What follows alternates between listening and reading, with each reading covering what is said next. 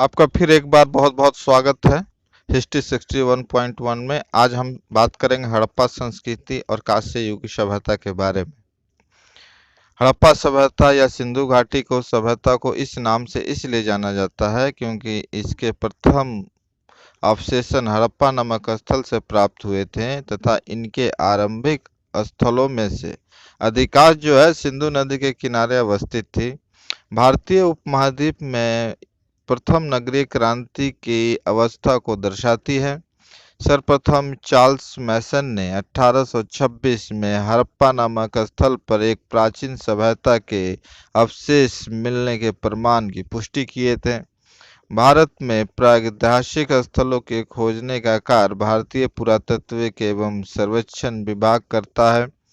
भारतीय पुरातत्व विभाग के जन्मदाता अलेक्जेंडर कम्भीर को माना जाता है। भारतीय पुरातत्व विभाग की स्थापना का श्रेय वायसराय लॉर्ड कर्जन को प्राप्त है। 1921 ईस्वी में भारतीय पुरातत्व विभाग के महानिदेशक जॉन मार्शल थे तथा राय बहादुर दयाराम साहनी ने 1921 ईस्वी में हड़प्पा की इस रखलदास बनर्जी ने 1922 ईस्वी में मोहनजोदड़ो की खुदाई करवाए थे। इस प्रकार हम कह सकते हैं कि हड़प्पा संस्कृति की खोज इस प्रकार से हुई। अब हम बात करते हैं सभ्यता का नामकरण के बारे में। हड़प्पा सभ्यता इस सभ्यता का सबसे उपयुक्त नाम है क्योंकि सबसे पहले हड़प्पा स्थल में ही इसकी खुदाई हुई थी। तो सिंधु सभ्यता नाम क्यों पड़ा? सिंधु सभ्यता हड़प्पा सभ्यता के प्रारंभिक स्थल सिंधु नदी के आसपास अधिक केंद्रित थी, अतः इसे सिंधु सभ्यता कहा गया। परंतु बाद में अन्य क्षेत्रों में भी स्थलों की खोज होने से अब इसका सर्वाधिक उपयुक्त नाम यह नहीं रहा। सिंधु सरवली सभ्यता हड़प्पा का मुख्य क्षेत्र सिंधु घाटी नहीं बल्कि सरस्वती तथा उसकी सहायक नदियों का क्षेत्र था जो सिंधु एवं गंगा के बीच स्थित था। इसलिए कुछ विद्वानों ने सिंधु सरस्वती सभ्यता भी कहते हैं, कुछ लोग कांस्य युगनी सभ्यता भी कहते हैं। सिंधु ने प्रथम बार तांबे में टीन मिलाकर कांसा तैयार किया, अतः इसे कांस्य युगनी सभ्यता भी कहा जा सकता है।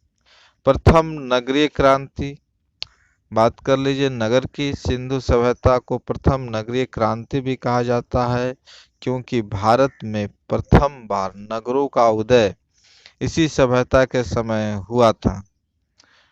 अब काल निर्धारण के बारे में समझ लीजिए। काल निर्धारण क्या है? कार्बन डेटिंग C14 जैसे नवीन विश्लेषण पद्धति के द्वारा हड़प्पा सभ्यता की तिथि 2500 ईसा पूर्व से 1750 ईसा पूर्व माना गया है, जो सर्वाधिक मान्य है। रेडियो कार्बन C14 तकनीक के अनुसार सिंधु सभ्यता की तिथि 2350 ईसा पूर्व से 1750 ईसा पूर्व मानी गई है। और बात करते हैं नगर विन्यास की। यह जाल पद्धति पर आधारित थी। एक दूसरे को समकोण पर काटकर सीधी रेखाओं की पद्धति को जाल पद्धति कहते हैं। यह शतरंज के विषाद की भांति होती है। अब हम बात करते हैं टीलों की। जब लोग एक ही स्थल पर नियमित रूप से रहते हैं तो इस भूमिखंड को अनवरत उपयोग एवं पुनः उपयोग से आवासीय मलबों का निर्माण हो जाता है, जिसे हम टीला कहते हैं। अब बात करते हैं ईंटों की। सिंधु सभ्यता में ईंटों का अनुपात लंबाई चौड़ाई ऊंचाई 4:2:1 था। अब ईंटों की बनावट के बारे में समझ लीजिए। कच्ची ईंटा से क्या बनाया जाता था? रक्षा दीवार बनाया जाता था, चबूतरे बनाए जाते थे और सरके बनाए जाते थे। पक्की ईंटों से विशाल भवन निर्माण होता था और फनिकदार ईंटा जल निकासी की व्यवस्था में लगाए जाते थे। अलंकृत ईंटा एकमात्र कालीबंगा के फर्श में लगा हुआ है। और एल आकार का ईंटा मकान के किनारे, मकान के बाहरी हिस्से एवं मल निकासी में बनाया जाता है। बात करते हैं हड़प्पा सभ्यता का वास्तुकला का। भवन निर्माण की कला को वास्तुकला कहा जाता है। भारत में वास्तुकला का आरंभ सिंधु वासियों ने किया था। सिंधु सभ्यता एक नगरीय सभ्यता थी और इस सभ्यता के नगरों के अवशेषों से नगर विन्यास का परिचय मिलता है। नगर की रक्षा के लिए उसके चारों ओर मजबूत प्राचीर बनाया जाता था। सड़कें एक दूसरे को समकोण पर काटती थी, चौड़ी बनाई जाती थी, जिसके किनारे नालियों की उत्तम व्यवस्था थी। घरों का निर्माण एक सीधी में सड़कों के किनारे व्यवस्थित रूप में किया जाता था, जिसके दरवाजे गलियां एवं सहायक सड़कों की ओर खुलते थे। भवन 2 मंजिले भी होते थे। घरों में कई कमरे, रसोई घर, स्नानागार तथा बीच में आंगन की व्यवस्था थी। अब बात करते हैं कृषि की। कृषि जो है वे चावल के उत्पादन से परिचित है। चावल के उत्पादन का साक्ष्य लोथर एवं रंगपुर में मिलते हैं। गन्ना का कोई साक्ष्य नहीं मिला है। लोथर एवं सौराष्ट्र के बाजरों की खेती एवं रोजदी गुजरात से रागी के विषय में साक्ष्य मिले हैं। विश्व में कम्पास उगाने वाले में सिंधु पाशी प्रथम थे, इसलिए मेसोपोटामिया में कम्पास के लिए सिंधु शब्द का प्रयोग किया जाने लगा तथा यूनानी ने इसे सिडन कहा, जो सिंधु शब्द का ही रूपांतरित रूप है। सिंधुवासी हल के प्रयोग से परिचित थे। कालीबंगा के पार सिंधु स्तर से हल के जुते हुए खेत तथा उसमें सरसों के साक्ष्य मिले हैं। पाकिस्तान के पंजाब प्रांत में बहावलपुर जिले में स्थित चोरिस्तान एवं भारत के हरियाणा राज्य के फतेहाबाद जिले में स्थित बनवाली से मिट्टी का बना हुआ खिलौना मिला है। और हम आगे बात करते हैं सिंधु सभ्यता की संस्कृति के बारे में। पुरातत्वविद संस्कृति शब्द का प्रयोग पुरावस्तुओं के ऐसे समूह के लिए करते हैं जो विशिष्ट शैली के होते हैं, सामान्यतः एक साथ एक विशेष भौगोलिक क्षेत्र तथा कालखंड से संबंधित स्थलों पर पाए जाते हैं। एक विस्तृत भूक्षेत्र पर जब संस्कृतियों में समानता पाई जाती है तो उसे सभ्यता कहते हैं, जैसे सिंधु सभ्यता। अब बारी बारी से हम आपको बताएंगे हड़प्पा सभ्यता के 4 भौगोलिक स्थल। पहला है मांडा।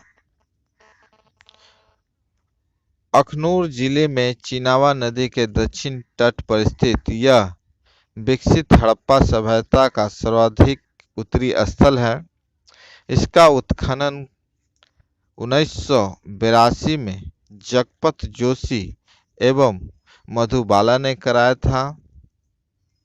हड़प्पा कालीन मृदभान तथा मिट्टी के ठीकरे मिले हैं। मांडा में 3 संस्कृति स्तर प्राक सदैव तथा उत्तर सदैव मिलते हैं।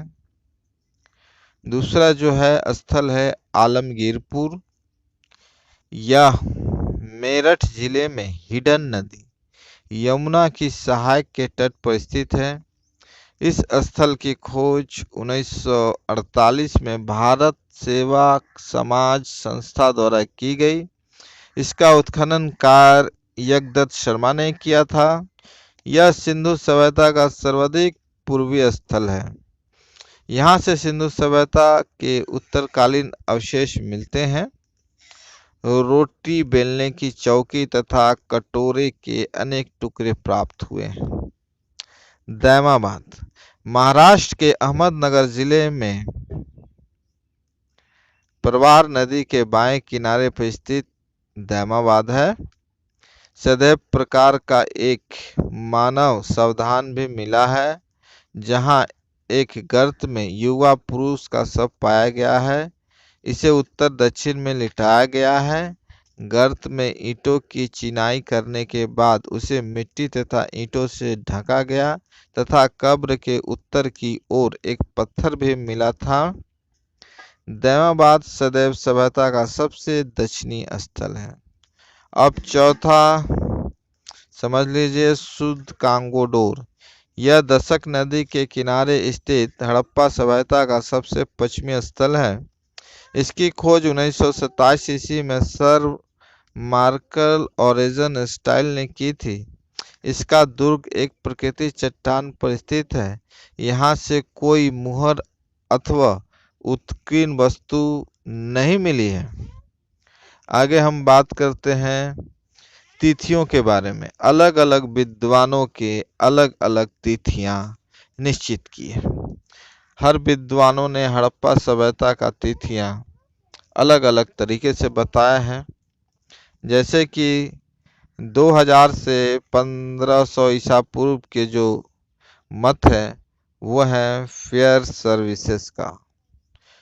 2300 से 1750 ईस्वी जो है वो मत है डीपी अग्रवाल का। सिंधु सभ्यता का जो काल निर्धारण है 2300 से 1700 ईसा पूर्व, इसका निर्धारण सी जे गैंडा ने किया है।